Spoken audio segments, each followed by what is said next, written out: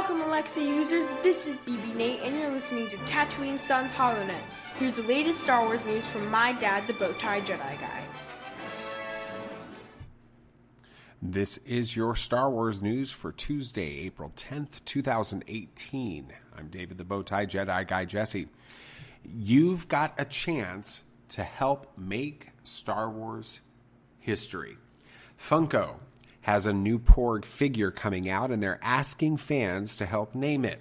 In a post on Twitter and Instagram, the toy manufacturer showed the new Funko Pop figure with the caption, "Please help us name this Porg." Of course, if you're a fan of Tatooine Sons, you already know that BB Nate got Rian Johnson to agree that the Porg on the Millennium Falcon in The Last Jedi should be named Turbus. Please help us make this official by tweeting to @OriginalFunko or on posting a message on Instagram as well with the hashtag #MakeTurbusCanon. That's TERBUS. Make Turbus Canon. The Last Jedi is the #1 DVD Blu-ray in the world. In spite of the criticisms and vocal minority on a mission to convince the world that The Last Jedi is a terrible movie that everyone hates, the home video release leads sales over other blockbusters such as Jumanji, Coco, and Justice League. Critics have claimed that the home video sales would reveal that the film was not well received. But instead, it is shown that the box office success of the film was justified. And finally, Han Solo's got a good feeling about this. Everyone's favorite scoundrel was the first Star Wars character to utter the traditional line, "I've got a bad feeling about this," in A New Hope.